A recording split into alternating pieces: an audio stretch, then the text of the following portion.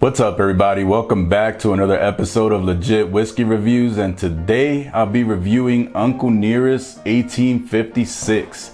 This one is 100 proof, so 50% ABV, and this company, this whiskey distillery was started by Fawn Weaver to pay homage to Uncle Nearest. So who was Uncle Nearest? Uncle Nearest went by the name of Nearest Green. He was born in Maryland in the 1820s. In the 1850s, he wound up in Lynchburg, Tennessee.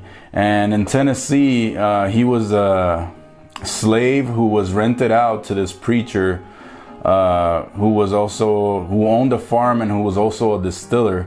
Nearest was this preacher's distiller at the farm that the preacher owned. And he became a very, very good distiller. He distilled all of the preacher's whiskey, and his whiskey became very, very popular. So fast forward a few years, and there was this little boy, a little white boy who was an orphan who his mom died when he was very young, and he came to the farm and he became a chore boy. He basically did all kinds of things in the farm, and the little boy was a curious little boy. He would see the smoke coming from the distillery, and he would ask the preacher, what is that, and what is that smoke, what are they doing over there? So eventually, past some time, the little boy became such a good worker on the farm that the preacher decided to take him to the distillery and have Nearest Green teach him everything he knew about distilling whiskey. And what was different about Nearest's distilling method was that what eventually became known as the Lincoln County process, which was running your whiskey through the maple charcoal. So fast forward a few years again, and this Nearest Green eventually retires, and the little boy grew up, decided to start his distillery pretty much down the street from the preacher's farm. And three of Nearest's sons went to work for this boy who was now an adult, and they began distilling whiskey for him at the new distillery. And also a couple of their sons were also eventually started distilling whiskey there. And who was this little boy? This little boy turned out to be Jack Daniels. So one of the most recognized names, and nowadays one of the most recognized brands in the world, especially in whiskey.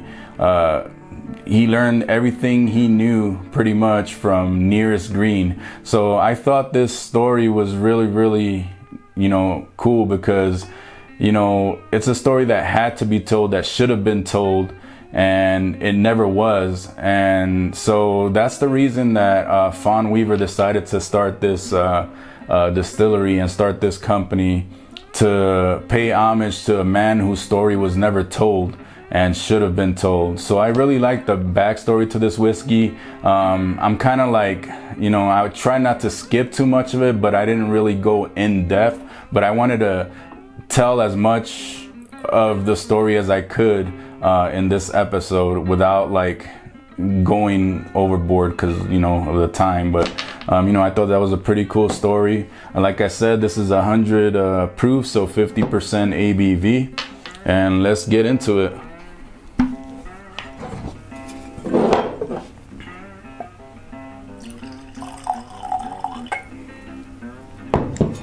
All right, so let's go to on the color.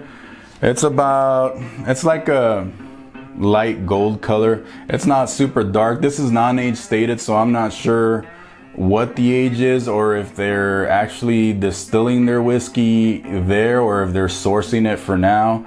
And I'm sure they have stuff aging, so I'm not sure if this is the source or if they're actually putting out their own stuff, right? I'm not sure yet what they're doing, but Let's go to the nose. So on the nose, this is very, very fruit forward. I'm getting a slight apple note, but more than anything, what's sticking out of here in the nose is that a strong peach flavor coming out of the nose. So I'm getting peach, I'm getting a little bit of apple, I'm getting a good amount of honey coming out of here. There's some caramel coming out of here as well.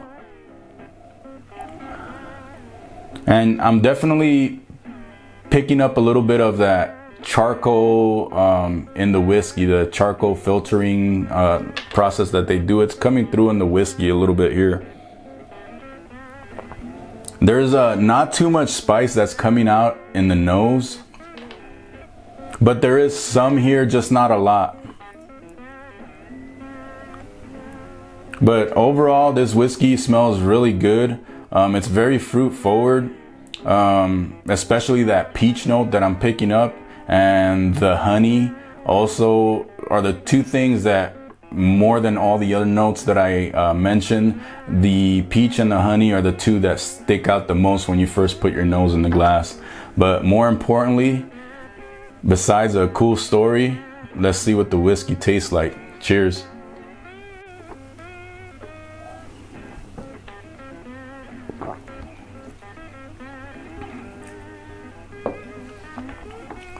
Very good.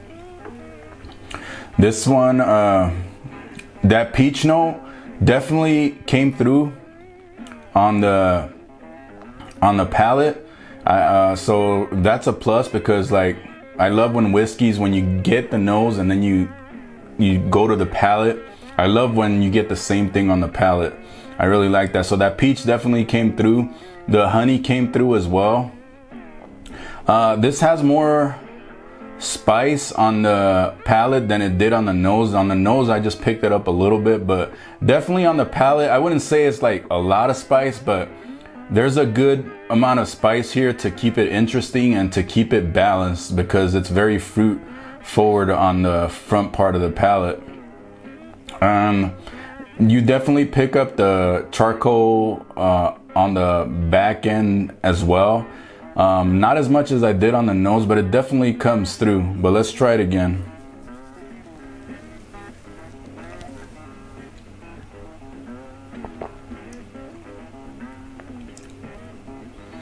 So this second time, the peach note kind of like fell off a little bit. It's still there, but that honey for me came through a little bit more this time. It moved ahead of the peach note that I was picking up the first time.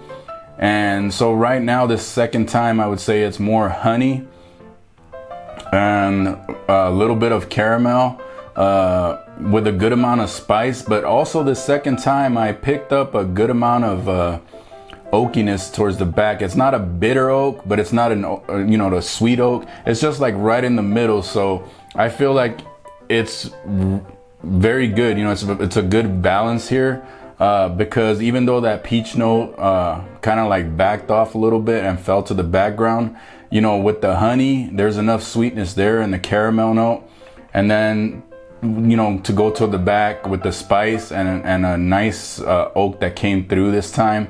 So there's definitely balance here, and I like what the whiskey is bringing to the table. It's more than just a story, because anybody can create a story, but I feel like this whiskey, it has a story that should have been told, and I'm really glad that they're telling the story and paying homage to the man who should have got credit a long time ago. So I really like this whiskey. This one retails for around the $50 mark. They also put out a couple of other whiskeys. I believe this is available in all 50 states, so it shouldn't be hard to find. As far as the value, I would say it's medium. It's not. I feel like it's priced right, because it's a very good whiskey. Even though it is 100 proof, I feel like the proof is right where it should be. I feel like the whiskey offers enough, and you know, with the cool story, you know. So I'm gonna give this a B+. It's a solid whiskey. It's something that if you see it on the shelves, you know, definitely pick it up because it's very interesting. I feel like it keeps you coming back for more, and you'll find like little nuances, you know, the second, third time you take a sip of the glass. So if you like my content, remember to hit that like button. Remember to subscribe. You can catch me on Instagram at LegitWhiskeyReviews, and keep it legit and do it for the love of whiskey. Cheers.